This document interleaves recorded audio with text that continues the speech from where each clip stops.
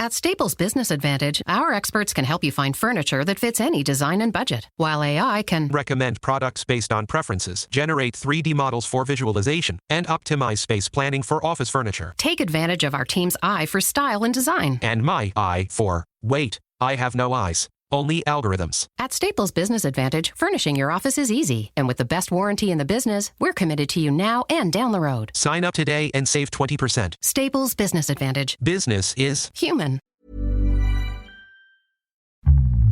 Shares for beginners. Phil Muscatello and Finpods are authorised reps of Money Sherpa. The information in this podcast is general in nature and doesn't take into account your personal situation. One of the most important aspects in choosing an advisor is to find an advisor that looks after people like you. So if you're a 20-something looking to get into your first home, you don't want to be going to an advisor that specialises in aged care or retirement planning, because there's so much to keep on top of that you want someone who's looking after people like you. G'day and welcome back to Shares for Beginners. I'm Phil Muscatello. Now, I'm a firm believer that we all could do with some financial advice. Most of our lives are too busy to be bothered with the administrivia involved in tracking and maximising our major investments like super and retirement planning. Joining me today is Vince Scully from Life Sherpa. G'day, Vince. G'day, Phil. It's great to be here. Yeah, great to be here in the Mojo Dojo Casa House of Life Sherpa. That's right. And that'll be the last Barbie reference at all. Okay. Except I do have a Ken story I wanted to share with you. We can get going then. That's right. So I wanted to have a quick look and a discussion about financial advice in general, because, you know, there's a lot of people many Australians that need financial advice. We've got a shortage of financial advisors, which we've covered on the podcast before. But let's go back to the very beginnings. At what stage in life should people start thinking about seeking some sort of financial advice? Well, everybody needs financial advice. The question really comes down to, can I get the advice I need at the price I'm able or willing to pay for it? Because it is a bit expensive, isn't it? It can be expensive, and that's partly due to regulation. It's partly due to the fact that you need qualified humans to do it generally, which means that traditionally most people have waited till they either inherit some money or are ready to retire. And 2/3 of all financial advice clients in Australia today are retirees, or over 55, so not necessarily be retirees, but they're certainly thinking about it. And the challenge as an industry is, how do we make it available to everyone? Ultimately, there's 6 big financial decisions that you need to make. You know, where you live, what you drive, how you prepare for the unexpected, how you provide for your retirement, how you make a living, and who you marry. And all of those decisions, except potentially choosing a partner, could benefit from financial advice. And the challenge has been that it's been expensive. And if you can't get it professionally, where do you get it from? You know, many of us get it from our parents. And of course, the thing that got our parents here is not what's going to get us there. And so are our parents equipped to give us advice that works today? And if we're not getting it from our parents, we're getting it from the internet, whether it's social media or Google. And that's got a whole bunch of other challenges. A whole different levels of quality in that advice situation. And, you know, being able to assess its reliability and possibly more importantly, its applicability to your specific circumstances. So I would say that everyone should have it. The question is, how do we get it affordably? And at the risk of spruiking my own book here. No, please. That was the whole point of creating Life Sherpa, was to make it affordable. And, you know, there are lots and lots of people who aren't prepared or able to pay $3,000, $4,000, $5,000, $6,000 a year for advice. But at $547, it's available to a lot more. Because there's a big difference between the kinds of advice people need. Most people, when they're starting out or going through their accumulation phase, basically need investment advice. But there's financial advisors, planners, I'm not sure even what to call them, who will cover the whole range of someone's financial life. I mean, I'm thinking actually the very first guest I had on the podcast was a fantastic financial advisor who was also a qualified lawyer, qualified accountant, and he could really package up advice. But these are for people who are high net worth individuals in their 50s who are looking to work out how they're going to move on to the next stage in life. this is completely different to what someone in their 20s or 30s might be looking for, isn't Absolutely. it? Absolutely. And this whole conflation of financial advice with investment advice, I think does most people a disservice. And when most people think about financial advice, they think about investment advice. And that's actually a relatively small part. So if you look at the total fees and commissions paid in the industry, only 14% of that relates to non-retirement investment. And that you need to sort of separate out the investment advice piece, which today with ETFs and managed funds and all those sort of things is a much easier exercise. And the real challenge is, how do I link that to the life goal I'm trying to solve? And the implementation of the investment piece is actually the smaller part of the actual advice. And to some extent, it's becoming a little bit of a commodity. So if you look at, all of those pieces of advice I used to joke in my previous business that there was the two best pieces of advice I could give anyone was to pay off their home and buy their wife flowers. And I couldn't get paid for either of them. And, it's a bit flippant, but there is a germ of truth in there, in the sense that the things that make a difference in a 20-year-old or 30-year-old or even 40-year-old life are much different to the difference you can make to a 60-year-old or 70-year-old or an 80-year-old. That's not to say they're any less challenging or any less technical, but they're different. So for a 20-something, getting your super in the right place, getting started on the journey towards saving for your first home, getting your spending behaviour under control, and getting the right insurance before any of those health risks start to play out. So it's much easier to get insurance before you get sick than after you get sick. So early 20s, perfect time to get those things sorted. So, they're the big things. So the things that we work with 20-somethings on, it's about, paying off your debts, building an emergency stash, getting your budget under control, insurance, putting your super in the right place. So although spending your super might be 40 years away, there's a few things that you can do now that don't cost you very much, but will pay off in spades later.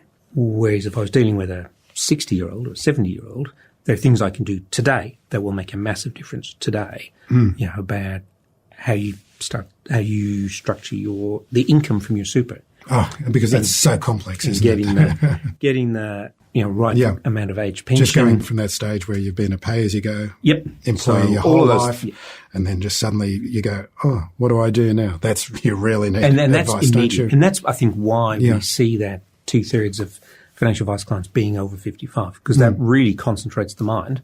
That when you get to, I don't see too much at Life Sherpa, but previously, you see a lot of people get to the mid-50s, kids off their hands, or at least out of education, stop paying school fees and now have some money, and they realise, oh, actually, retirement's potentially less than a decade away.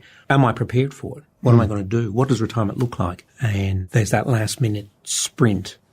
But if you start crawling in your 20s, that last-minute sprint becomes much less stressful. I might push back on that a little bit about not learning from your parents, but I've noticed that people who have learned from a very early age to look after their money often do have a better attitude to money than other people whose parents might leave them be. Oh, I think I distinguish between behaviour and knowledge. Yes. That absolutely we learn our behaviour from our parents, even if it's not conscious. So I would distinguish, that's different to the traditional imperatives in financial life. So if you were adulting in the 70s or 80s, buying the biggest house you could afford, or even one that you couldn't quite afford, made a huge amount of sense because inflation was 15%. And so inflation would fix the problem. If you do that today, inflation is going to take a long time to fix the problem. So you're going to be under stress for a long time.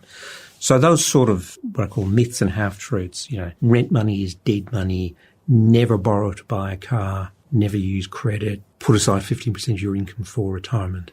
All of those rules of thumb that might have made sense in the high inflationary 70s or the go-go years of the 60s don't really make sense today. But absolutely, behaviour agree all along that. And people often react against their parents. So if you have particularly frugal parents, people often become spendthrifts. So how those behaviours play through and where you fit in the family order. So middle children are often much more willing to spend than first or third children. So you see all those sort of family things play out. So mindset's critical. Behaviour's critical. But I don't think we should be expecting parents or schools to deliver the knowledge piece of that equation. In fact, there's now a lot of evidence that suggests that people who do get school-based financial education actually make worse decisions than those who didn't. Because there's a lot of people calling for more education, financial education and literacy for so school-age students. If anyone is interested, there's a book called Pound Foolish, written by an American, so I'm not quite sure why she calls it Pound Foolish, not Dollar Foolish. Maybe you could put a link to it in the show notes. But she talks through this whole financial literacy, which is a word I hate. It is. It's awful, isn't it? Financial education at schools does improve financial knowledge. So if you go and test people a few years later, they do know more than their peers. Where it doesn't actually flow through, though, to better financial decisions. And the only real way to get better financial decisions is to be able to have the right advice delivered at the point of making the decision. And, of course, that's horrendously expensive for many people, and that's not a place that the government can really play. Can you imagine having the government financial advisor that you had to talk to them before you bought a house? We're going to be talking about that. So we're talking about that very soon. So that's the challenge, and that, more knowledge does not equate to better decisions. And the key thing is better decisions. Hang on. Wasn't it Warren Buffett who said the best investment is your investment in your own knowledge, I think was? It's one of those nostrums we hear in this financial world. I mean, if knowledge was success, then we'd all have six-packs. This is not a knowledge problem. You're bringing Ken up again. This is not a knowledge problem. This is a behaviour and action problem. That's not about maths. That's not about the technicalities of how a fund is structured. No. It's about how do I align my life goals with my spending.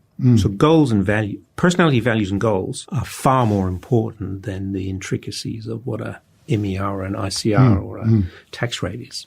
That, I think, is a bit that gets missed in a lot of this debate. Okay, so the first step when you go and see a financial advisor is to have a risk assessment. That's the very first, isn't it? Well, it's often the first step in the process because that does drive a lot of the relevance of the advice. But I think I'd sort of step back a bit before that. So how do I choose an advisor and what questions should I ask? Some questions. So one of the most important aspects in choosing an advisor is to find an advisor that looks after people like you. So if you're a 20-something looking to get into your first home, you don't want to be going to an advisor that specialises in aged care or retirement planning because there's so much to keep on top of that you want someone who's looking after people like you. So that's step number one. And possibly the worst question you could ask is, how much are you going to make me on my money? That's a bit of a red flag, both for the person asking the question and for the likely answer you're going to get. Because anyone who tells you that my portfolio will do better than anyone else's or my fund is better than that fund is either ignorant or delusional, that the market will deliver the returns. The job of an advisor is to make sure that those returns end up in your pocket. And how do they do that? They do that by focusing on the things that matters. Sure, there's some mechanical things have to be done about, asset allocation, rebalancing, and keeping track of fund changes, regulatory changes, tax changes, all those things. They're relatively mechanical to some extent. That the real smarts is about how they're going to help you improve the quality of your decisions and the consistency of your behaviour against those decisions and making sure that whatever it is that you invest in aligns with your goals, time horizon, and, of course, risk profile. So they're the sort of the two big ones. Then, of course, you should be looking at how they're licensed. Are they licensed through so everyone who gives financial advice needs to be licensed and they will be on the financial advisor register. And you can check both of those readily. Yeah, and advisor ratings as well as a website that you can go to get some information. Now, bear in mind that advisor ratings is a paid service. Yes. Mm-hmm. And that the advisors with the bigger profiles are probably paying for it. Mm-hmm. That doesn't necessarily make it bad. It's a bit of a beauty contest, isn't it? Yeah. But who they're licensed through, so many advisors, it's sort of falling a little now, but if you go back 10 years, well over half the advisors in the country were licensed through a few of the big fund managers. And AMP and IWF, what do they call it? Insignia. So between the two of those, they license probably more than a quarter of the advisors. Maybe not more than a quarter, but a goodly chunk. And then you add in some of the bigger groups. So those groups where they also manufacture the products, so they're either an insurance company or a fund manager or a superannuation provider, that's not illegal, but it should give you cause to think, am I being recommended a tied product and is that necessarily in my best interests? And so that's how they're licensed. The next question is, how do they make money? And of course, this is a costly exercise, so it's not going to be free. But how it's charged, I think, is relevant. So are they going to charge you a fixed fee? Are they going to charge you a percentage of assets under management? There's no commissions on products There anymore. are no commissions on investment products. or superannuation products. They've been gone for 10 years. And yet, I see this on the internet day in, day out. Typical Australian consumer still believes they exist. And they haven't existed for a decade. There were some that were grandfathered in, but they're all gone now too. So if you walk into a financial advisor, they cannot get a commission on investment or super products.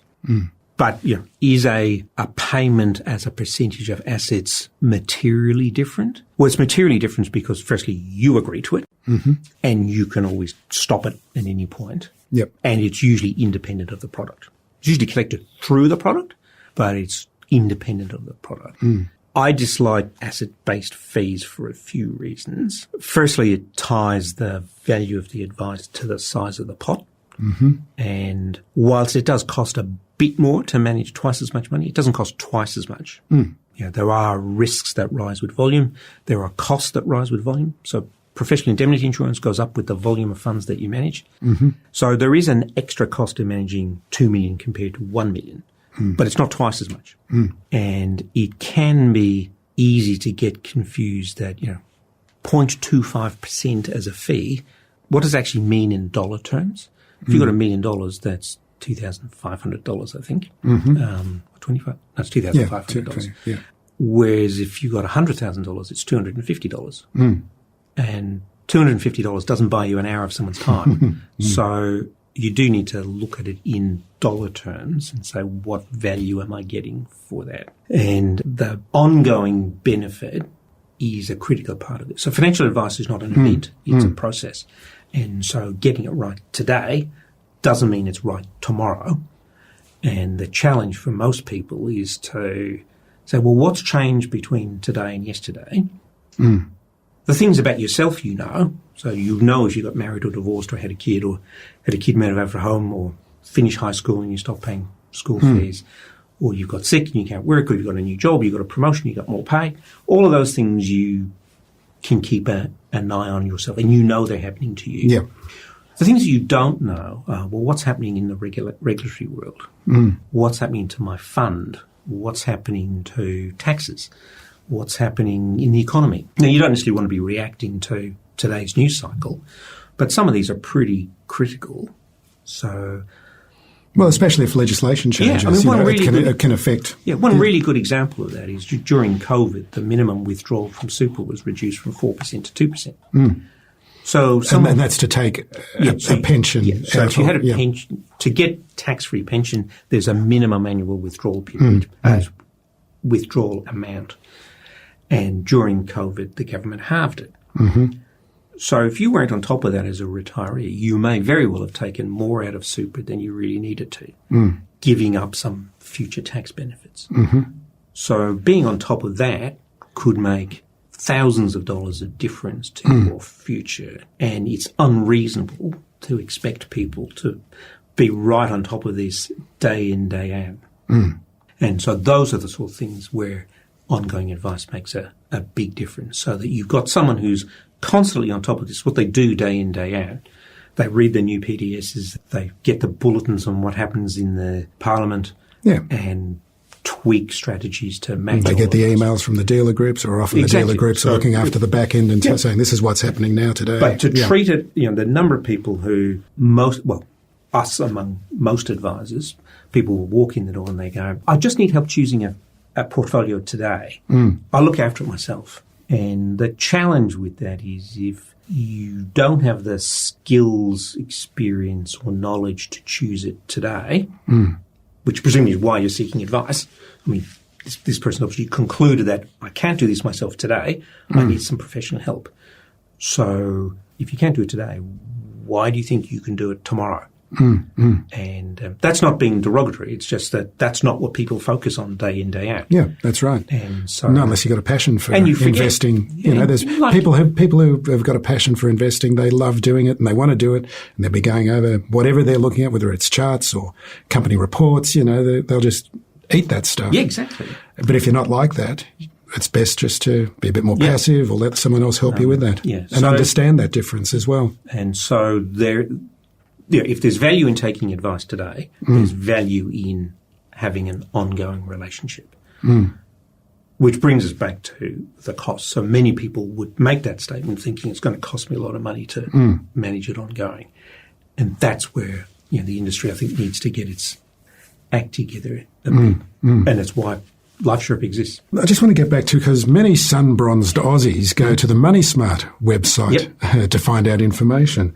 And there's a page there which is, they have a study where Rhett, this is our fictional character. Yes, not to be confused with the barrister from Brisbane. Is there a barrister from Brisbane? I don't know this one. We'll watch out for any defamation. Yes, we won't mention him by name. Okay. Now, Rhett has $400,000 to invest, and it will cost him, according to this, when they break down all the costs and going to see a financial advisor, this actually says that it will cost him $13,660 in the first year, and $8,000 each year thereafter. And this is on the Money Smart website. Does that sound a rather inflated figure? It does, and I think it conflates a few things. I actually had a look at this the other day when you said that you were going to come in. And so it breaks down the fees across a number of areas. Yeah, there's some insurance in there, I know, but that's not a huge amount. So let's start off with the upfront fees. So the case study says Rhett will pay $3,500 for a plan and $1,500 for an implementation fee for $5,000. That's marginally above the average according to advisor ratings, but not materially. Obviously, it depends on what's in there. I assume this is talking about a fully comprehensive fee rather than purely investment. But that's, there or thereabouts. Whether it's value or not for Rhett, that's a separate question, but that's probably not a million miles from the typical price. At Staples Business Advantage, our team of experts can help you find the breakroom products to satisfy everyone's preferences, while AI can suggest popular items, monitor stock levels, optimize pricing, and automate reordering. AI can do a lot of things. But I can never know the taste of a truly great cup of coffee. Sigh. But you also can't get hangry. This is true. Let Staples Business Advantage use today's latest innovations, plus our team's experience, to make stocking your team's breakroom easier for you. Sign up today and save 20%. Staples Business Advantage. Business is human. Super is one of the most important investments you'll ever make. But how do you know if you're in the best fund for your situation? Head to lifesherpa.com.au to find out more. Life Sherpa, Australia's most affordable online financial advice. If you just go to the Money Smart website and look for Rhett or finding a financial advisor, I think is the section, you can find this. Money Smart Rhett will actually get you there in Google. Oh, okay. RHETT. That's right. So upfront, whether that's value for him, another question, but that's probably not a million miles away from the average for a full suite of plans. When we come to the ongoing fee, this is where it starts going a bit off the rails. So they talk about a 0.5% ongoing advice fee. That's probably not too far from... but that's assets under management? That's 0.5% of assets under management. So in Rhett's case, that's $2,000. Not a fixed cost, $2,000 a year. So, if he's going to get 6 hours work from his advisor, six times $350 is $2,000. That's probably not a million miles from the average. And then we start getting onto product costs. The first one they talk about is a platform administration fee. And they use 0.75% or $3,000 for RED. That's probably a bit out of date. It is. The cost of platforms has come down radically. Yeah. He probably should be paying closer to $1,000, maybe $1,200. Which brings me on to the point about, this is quite a controversial one about platforms. And I think it's important to understand what they actually do and why you need one. Well, it's a legal structure within which investments are held. Is that the case? Well, the main purpose of a platform, and it's a word that gets bandied around a bit. So that could be as simple as a brokerage account with CompSec, right? That's a brokerage platform. And you need one to get access to the stock market. So if you want to buy an ETF or an LIC or a share, you need one of these things. Yep. That's at its very simplest. Now, when you step up from that, you need some tax reporting, right? So in order for you to make useful decisions around, should I change that investment for that investment, you need to know what's the tax implication of making that decision. And so you need a tool to track all of that. And that could be a platform, or it could be a piece of software like ShareSite. So ShareSite's going to cost you $19.97 a month, I think, for the one that's got the CGT reporting. So $20 a month, $240 a year on $100,000, that's 0.24%. So that's the absolute minimum. The next thing a platform can do for you is give you access to managed funds without meeting the individual minimum investment limit. So we use a small company fund in our portfolios, which has a minimum investment of $20,000. Yep. And so if you're going to allocate maybe 5% of your money to this particular fund, it means you need to be investing $400,000, to be able to which Red has got, which Red has to make the minimum. Yep. And a platform can allow you to access that without meeting that threshold. And then the third thing it gives your advisor oversight on what you're invested in. And so if I'm working with a client, I need to be able to see what you hold, what it's worth, what your tax components are, and that visibility. You're now narrowing down the number of products that will give you that. And then the final bit it gives you is the administration of that. So having your advisor having got insight to what you've got or visibility on what you've got, the software will then allow them to generate the recommended trades and the documentation to go and seek your consent to do that. And so all of that has a cost associated with it. And traditionally that probably was in the 0.75% range. Today it's more likely to be at RET's balance, maybe 0.25, 0.35. But you need a piece of software to do this if you're going to use an advisor. And is this what's often called a wrap? Yep. A wrap platform? Because you hear that word. So there are a few variations on this. There are traditional wrap platforms, or IDPS, Investor Directed Portfolio Services, is technically how they're legislated, or colloquially a wrap account. And that usually has a custodian associated with it. So the underlying funds are held by a custodian.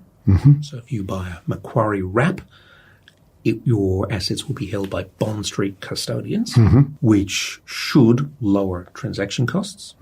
And it's one of the ways you get around these minimum investments. And it certainly makes the administration much simpler. There are now some products that are non-custodial. The one that we use is a non-custodial product where you hold it on your own HIN, but this software is all working in the background that delivers everything a wrap does as far as you and your advisor are concerned, but it's still your HIN. So some brokerage platforms will often champion the idea they've got HINs and that they're CHESS sponsored. So you actually own something, and then the others are custodial ones. The ones where you can get fractional shares or fractional investments, for example, are custodial. I mean, the rest of the world operates on the rest of the world is custodial, isn't it? And to some extent, the HIN is really just a record in an ASX system that says you own this. And the real record is the registry. What you're seeing is an extract. Yeah. So it's largely a beat up by, probably shouldn't mention the brand. No, we won't say the names. But a number of discount brokers who were looking at a way of differentiating themselves from the newer, cheaper kids on the block. Yeah, yeah. But for most people, this is a academic nicety and comes at a cost. So let's just summarise. I know you want to go on and talk about, or do you want to finish off about I was RET? going to finish off on the wrap. Okay, let's talk about. So on the wrap point, Yeah. that $3,000 that MoneySmart reckons RET should be paying is probably closer to $1,000 to $1,500. But you need a platform in order to track your taxes, make meaningful decisions, and get guidance from your advisor. Yeah. You just can't do it without it. And just on that point about the cost of it, I mean, I have personal experience of a particular wrap platform, and it's a Macquarie platform, and I think the funds under management's around about $190,000, and it's $700 a year. Yeah. So that's like such a small And typically fee compared to that. Yeah. And typically they have a flat fee or a minimum fee, usually around the sort of $300 to $500 range, and then a percentage. So at Brett's level, if you use the platform that we use, you'd be paying $400 probably, $500 maybe. And these are things worthwhile talking to an advisor about as well, aren't they? Yeah. And obviously, because most people don't even understand what these fees are or what they're getting for them, you know. And it's not an incremental cost, because if it didn't exist, your advisor would have to do a huge amount of administration work.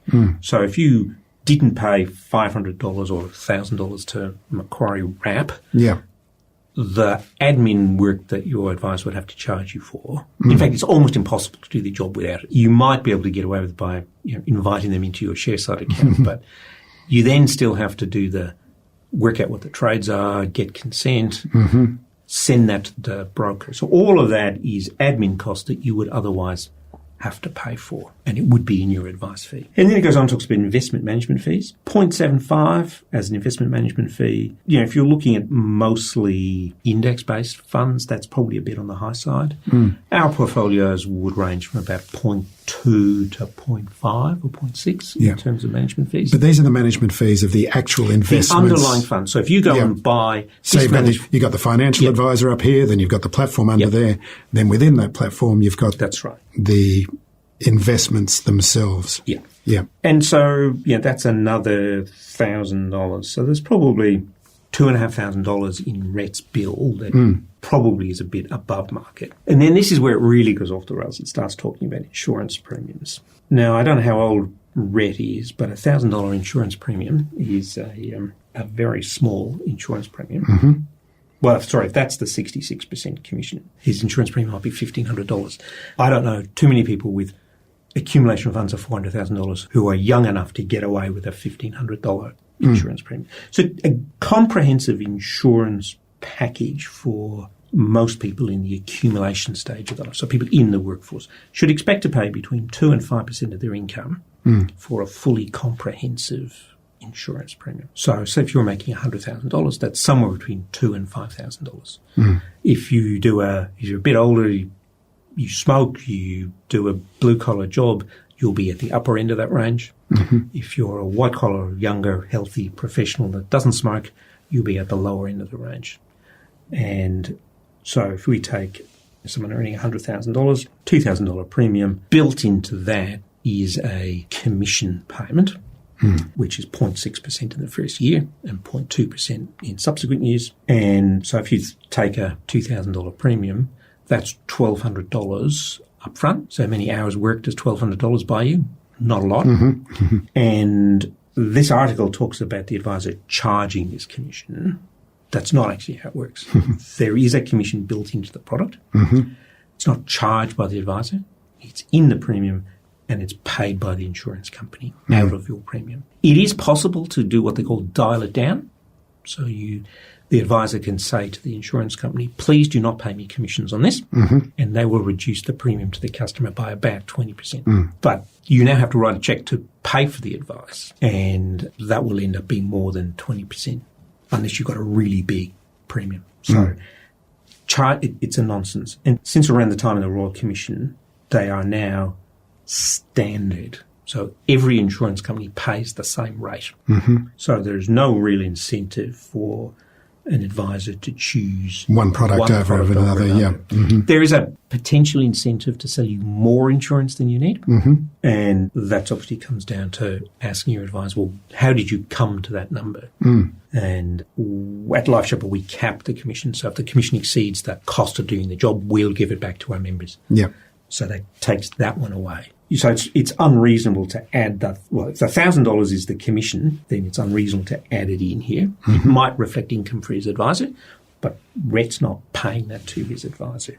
So that first year number should probably be 7, 8 maybe, 9. Mm-hmm. But obviously, what are you buying? How much hand-holding do you want? Mm-hmm. How complicated are your affairs? If you've got a self-managed super fund, you've got a family trust, you run an incorporated business, it's going to cost you more. Yep, yep. If you're a PAYG with a relatively uncomplex affairs, then it should cost you less. Mm. But this article's got a lot of press coverage, mm-hmm. and I think it needs updating. Oh, it's had press coverage, has it? Yeah. People have been talking about it? Yeah. There's been a lot of coverage on this on the various blogospheres. Oh, okay. And most people sort of miss the point here. Mm-hmm. It's not about this is fee gouging. Mm. It's really a question for Rhett as to what's he getting for this.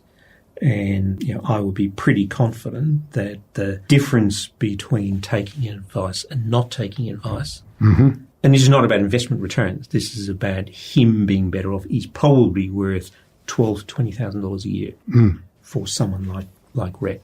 It's very difficult to do a before and after because looking at the counterfactual is pretty hard to find because once Rhett's done all these things, you go, I would have done that anyway. But it's not about investment returns. So the argument to say that by paying $13,000 in fees, I will earn $13,000 more on my investments is the wrong way to look at this. Yeah. It's about saying, well, what is the quality of your decisions going to do to your overall life outcome, and to generate $12,000 to $14,000 in benefit for someone, $400,000 is almost a no-brainer. There's a lot of research around this from people who you might not expect to be in favour of advice. I mean, Vanguard have a study which they say advice is worth about 3% on your overall benefit. Now, you'd expect that Vanguard might be anti-advice, even though they've got a good direct-to-consumer business. Russell, who you might think would have the opposite bias, came up with more or less the same answer. Mm-hmm. And they might be biased the other way. So if you average those two out, you go, well. And there's a really good study from the Institute of Longevity in the UK, which comes up with an even bigger answer. So there is no doubt in my mind, and I've seen the impact of this on people's lives, that there is value there. Obviously, if you can get it for a lower price without sacrificing quality, that's even better. But I'm not sure that this article does anyone any favours. We'll get back to the show right after this brief message. Why am I buying, holding, or selling a share? If you can't answer that basic question, then you don't have a plan. The best investors are ruthless in executing their plans. I've been fortunate to meet many great investors on the podcast. Tony Kynaston is one of the best. He has a clear and systematic approach to investing that is honest, sensible, and methodical. It's called QAV, Quality at Value. QAV now offer an excellent light plan for only $29 per month. You can follow their buy and sell recommendations and learn the ropes. And the first month is free using the promo code SFBLIGHT. Go to qavpodcast.com.au to sign up. That's qavpodcast.com.au using the promo code SFBLIGHT. Past performance is not a guarantee of future returns. Please read the QAV FSG and consult a financial professional before investing. I receive a small commission for services I recommend, and I only recommend services I use myself. I've had communication. A listener got in touch with me who's started listening to the podcast and going backwards. So hi to Ravi. I think it's Ravi or Ravi. I'm not sure how to pronounce it. And he says that he strongly believes in financial literacy and investing basics, and that should be a subject in school. But we've already covered that. Sorry about that, Ravi. But he was talking about a story where one of his friends had paid $3,000 to an AMP financial advisor 10 years ago, and he'd agreed to do a dollar cost averaging into a fund. $150,000, I'm not sure exactly how the $150,000 fits into that. 10 years later, my friend found out that the financial advisor had forgotten to move the money, and it was sitting in cash plus kickbacks, and were going yearly to the financial advisor, and the money kept depleting. Further to the story, they took it to the ombudsman and they were awarded $1,200, even going by conservative 8% gains over 10 years. 150K would have been 323K. Anyway, there's a lot of details, but it sounds like that there was a problem with the advisor just forgetting to do something while still charging fees, and that the system failed to punish the advisors. That does surprise me. Sorry, it doesn't surprise me that occurred. I mean, certainly if you go back a decade, there was a lot of that stuff. Well, not a lot. That happened not infrequently. I wouldn't say it was rampant. Yeah. And this goes back to my point about, why it costs more to manage $2 million than $1 million. Because if you do that, it's going to cost you a lot more to fix it. Forgetting it just shouldn't happen. But I would have usually in those sort of events that what's now AFCA, I assume by ombudsman he means the old FOS, the old Financial Ombudsman Service, which has now been morphed into AFCA, the Australian Financial Complaints Authority. They are a very consumer-friendly jurisdiction, generally doesn't involve lawyers, and they will usually look to keep you whole. So not having invested for a decade sounds like much more than a $1,500 problem. So I don't know the facts, but I would suggest that it's a problem for the consumer, that they should be checking their statements. Yeah, I mean, surely this would show up on a statement you would somewhere. Think so. Yeah. Obviously, this is a bit like she was asking for it argument that. I know that, but you really have to. Yes, there is a responsibility to ask questions. Surely after a year you'd go, how much have I made? You know, and why is this amount sitting in cash on my statement?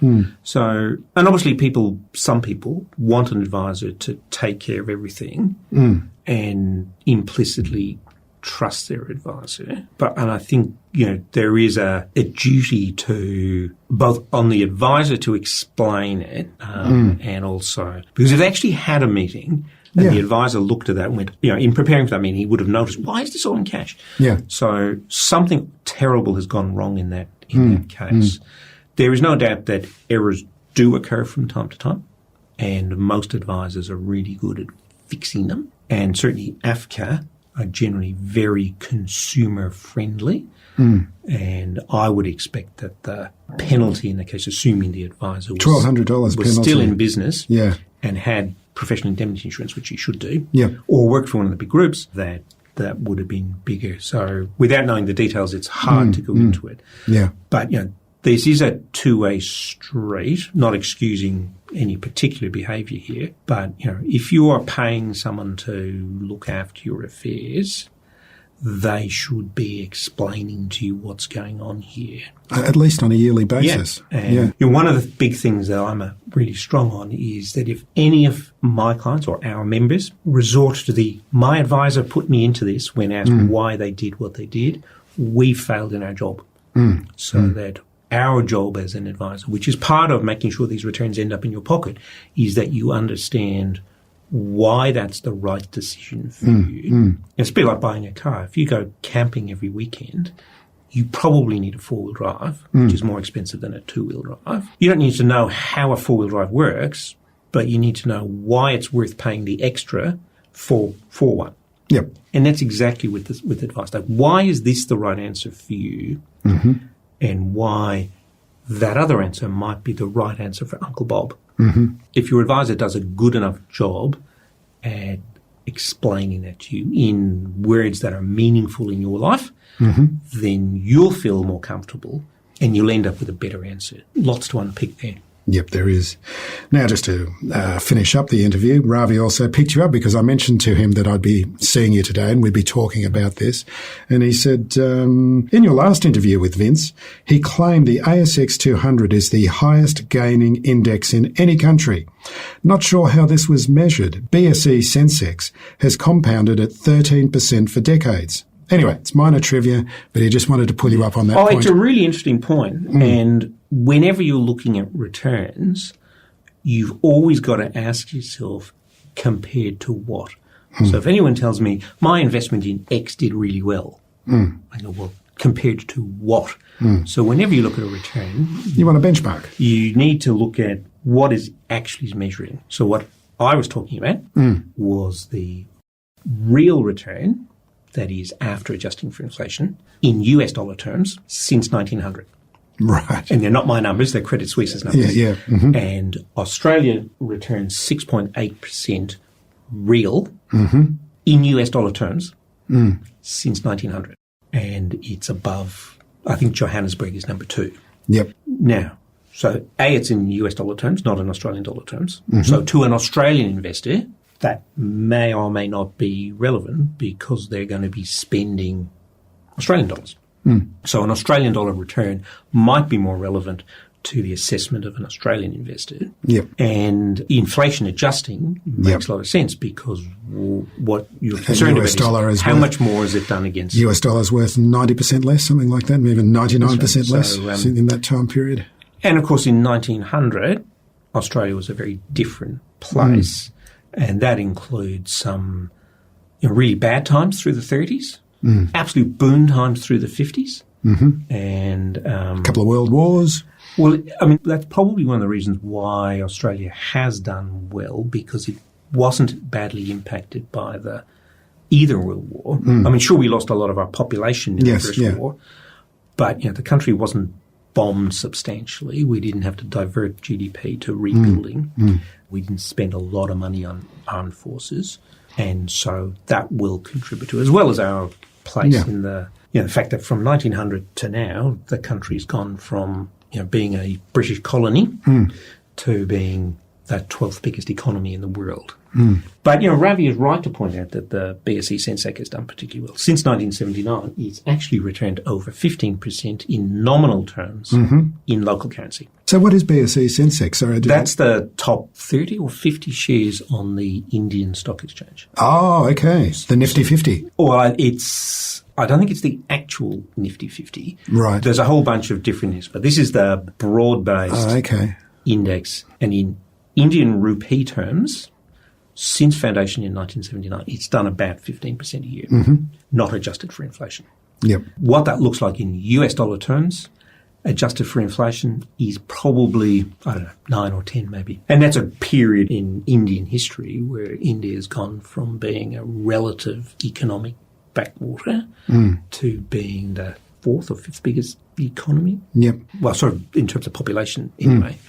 So the exchanges that were covered in those numbers that I talked about were the 23 developed economies that are included in the MSCI developed index, which India isn't part of. So, you've always got to look at what does that statistic actually mean and is it relevant to me?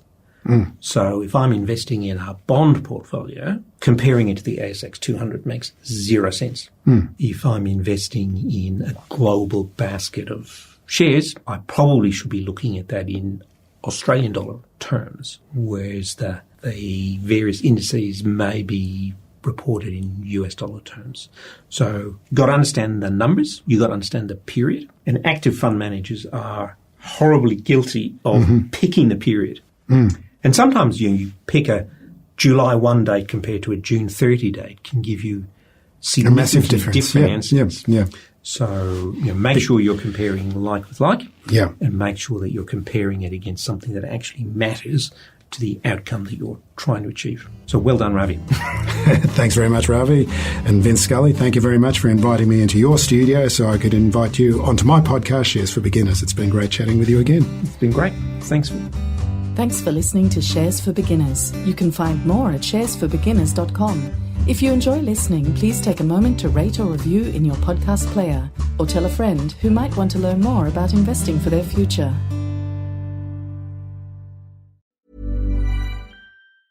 At Staples Business Advantage, our experts can help you find furniture that fits any design and budget, while AI can Recommend products based on preferences, generate 3D models for visualization, and optimize space planning for office furniture. take advantage of our team's eye for style and design. And my eye for, wait, I have no eyes. only algorithms. Let Staples Business Advantage use today's latest innovations plus our team's experience to make furnishing an office space easier for you. Sign up today and save 20%. Staples Business Advantage. Business is Human.